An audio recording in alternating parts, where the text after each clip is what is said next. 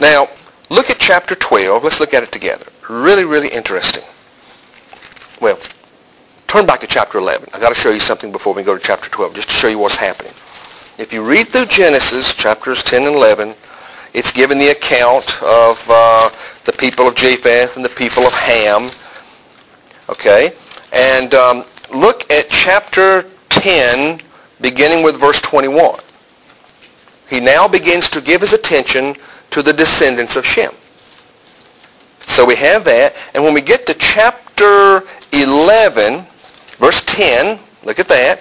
This is the account of Shem. And he begins to go ahead and give us a genealogy. So-and-so was the father of so-and-so, and so-and-so was the father of so-and-so.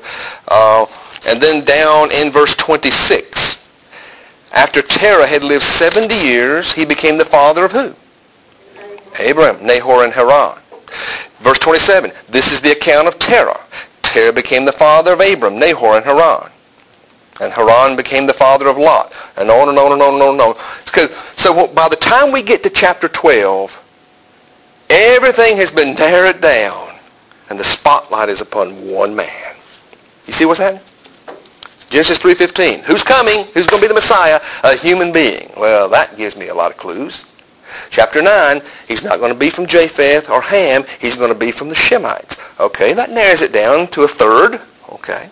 But there's a lot of Shemites. Who is it going to be? Chapter 10 and 11 then begins to narrow down, and finally it comes to the family, to Terah, who is a Shemite. Okay, well, he has 3 sons. Who's it going to be? Abram. When we get to chapter 12, one man. So now this unconditional promise that God had made back in 3:15 is going to run straight through a man by the name of Abraham. Look at chapter 12, verses 1 through 3. These are highlight verses. Please know where they are. The Lord had said to Abram, leave your country, your people, and your father's household, and go to the land I will show you. I will make you into a great nation, and I will bless you. I will make your name great, and you will be a blessing. And let me stop right there. And isn't it interesting? Back in chapter 11, the people who were building the Tower of Babel, notice what they said. Look at chapter 11, verse 4. Then they said, come, let us build ourselves a city with a tower that reaches to the heavens so that we may make a what? A name for ourselves. We can be somebody without you, God. We don't need you. Now look at chapter 12. Verse 2. God says to Abraham, I'll make you into a great nation, and I will bless you, and I will make your name great. I will give to you, Abraham, what you could never earn for yourself, but what you are looking for. I'll make you into the person I've created you to be. I'll make your name great, and you'll be a blessing. I will bless those who bless you, and whoever curses you, I will curse. Now look at this last part. And all peoples on earth will be blessed. What's the last 2 words? To you. Mark it down. From the very...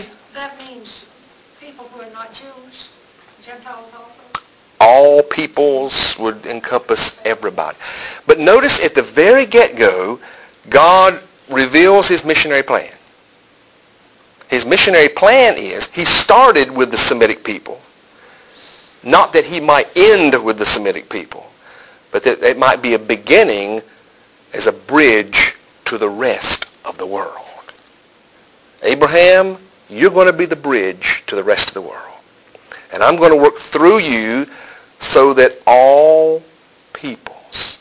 Just let that settle in a minute.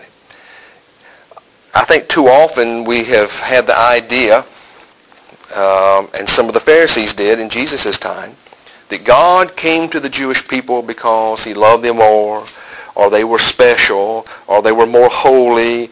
And so he came to them exclusively, and they're God's chosen people, and they're the only ones he's concerned about. And that's just not so. If you look here at the very beginning, God lays out his plan. Yeah, he started with the Jewish people, the Semitic people. But he began with them so that through them, the rest of us might have access to this promise. see that? That is very, very important to note. What happened to the Pharisees in the time of Jesus was they stopped before that last sentence. In other words, they read the part, I'll make you into a great nation. I will bless you. I will make your name great. You'll be a blessing. I'll bless those who bless you. And anybody who curses you, I'll curse. And they stopped right there. And that was literally their mentality. And so Jesus constantly butted heads with the Pharisees, trying to expand their vision to see that no, God didn't just come, or Jesus didn't just come for the Jews. He came that through the Jews, all people. And for most, if not all of us here tonight, we fall into the category of all peoples. All peoples.